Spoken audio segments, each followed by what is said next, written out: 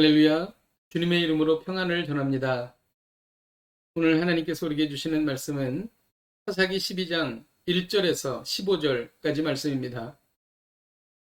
에브라임 사람들이 모여 북쪽으로 가서 입다에게 이르되 내가 암몬 자손과 싸우러 건너갈 때에 어찌하여 우리를 불러 너와 함께 가게 하지 아니하였느냐. 우리가 반드시 너와 네 집을 불사르리라 하니 입다가 그들에게 이르되 나와 내 백성이 암몬 자손과 크게 싸울 때에 내가 너희를 부르되 너희가 나를 그들의 손에서 구원하지 아니한 고로 나는 너희가 도와주지 아니하는 것을 보고 내 목숨을 돌보지 아니하고 건너가서 암몬 자손을 쳤더니 여호와께서 그들을 내 손에 넘겨주셨거늘 너희가 어찌하여 오늘 내게 올라와서 나와 더불어 싸우고자 하느냐 하니라.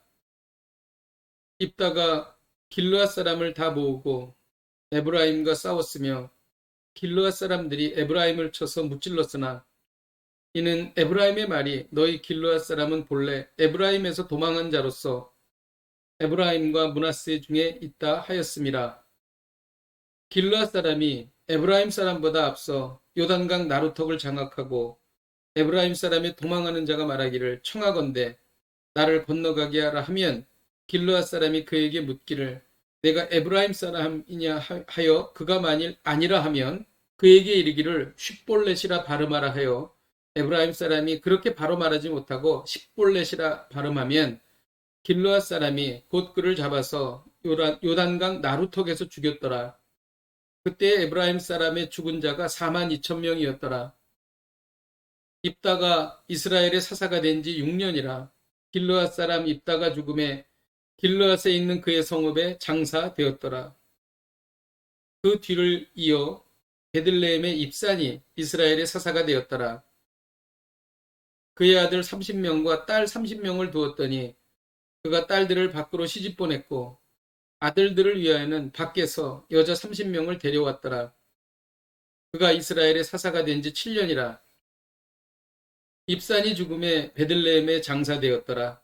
그 뒤를 이어 스불론 사람 엘론이 이스라엘 사사가 되어 10년 동안 이스라엘을 다스렸더라.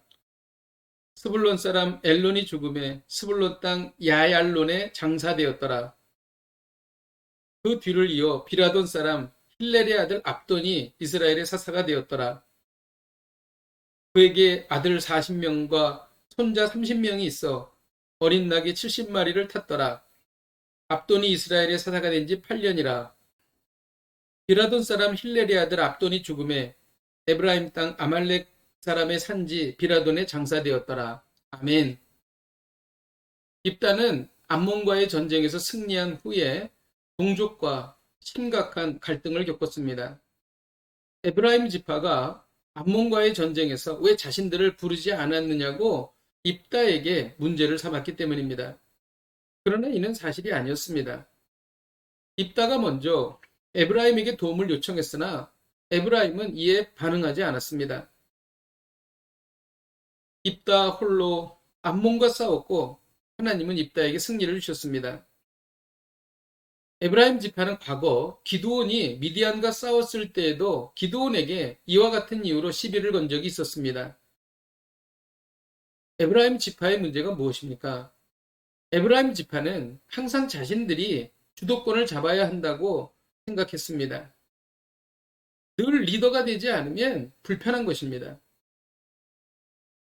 또 입다와 함께 암몬과의 전쟁에서 승리했던 길르앗 사람들은 에브라임 지파에서 도망친 사람들이라고 폄하했습니다. 그러나 이것은 사실이 아니었습니다. 입다가 암몬과의 전쟁에서 크게 이긴 것에 대해서 에브라임 지파는 시기하고 질투했던 것입니다. 이와 같은 말도 안 되는 이유로 에브라임 지파는 분노했던 것입니다. 에브라임 지파는 입다에게 너와 내 집을 불사르겠다라고까지 말했습니다.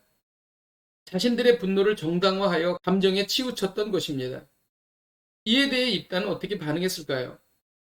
기드온은 에브라임 지파를 잘 달래서 지혜롭게 넘겼지만 입다의 경우는 달랐습니다.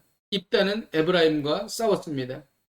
에브라임에서 도망쳤다는 말을 듣고 자신의 과거가 떠올랐던 것입니다. 자신이 형제들로부터 도망친 아픈 기억이 떠올라 더욱더 감정을 자극했던 것입니다. 입다는 에브라임을 크게 무찔렀고 요단강 나루턱을 먼저 장악하여 그곳을 건너는 에브라임 지파 사람 4만 2천 명을 죽였습니다. 입다가 이렇게 한 것은 자기 감정에 치우쳤기 때문입니다. 입다는 암몬과의 전쟁에서 승리한 후에 딸을 잃는 슬픔을 겪었습니다.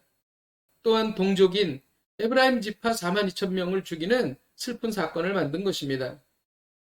에브라임도 감정에 치우쳤고 입다도 감정에 치우쳤던 것입니다. 이들은 감정에 치우치면서도 그 감정을 계속 정당화하고 합리화시켰습니다. 그리고 결국 비극을 초래했던 것입니다. 잠언 16장 32절에는 노하기를 더디하는 자는 용사보다 낫고 자기의 마음을 다스리는 자는 성을 빼앗는 자보다 낫다고 말하고 있습니다. 감정을 다스리는 가장 좋은 방법은 무엇일까요? 자신의 문제를 가지고 골방으로 들어가 잠잠히 하나님 앞에 나아가는 것입니다. 우리가 기도하면 기도 중에 우리의 분노가 가라앉습니다. 그리고 하나님께서 우리에게 하나님의 마음을 주십니다. 그리고 하나님의 지혜를 주시는 것이지요. 이를 통하여 우리는 성령의 충만함을 받고 감정을 다스리게 되는 것입니다. 기도하겠습니다. 하나님 아버지, 우리가 때로 우리의 감정에 치우쳐 이를 그르치는 경우가 있습니다. 골방에 나아가 잠잠히 하나님 앞에 가지고 나가겠습니다. 성령께서 감동하여 주셔서 분노가 가라앉고 이해하고 설득하여 하나 되는 저희들이 되게 하여 주옵소서. 예수님의 이름으로 기도하였습니다. 아멘. 할렐루야. 오늘도 이 말씀 붙잡고 승리하십시오.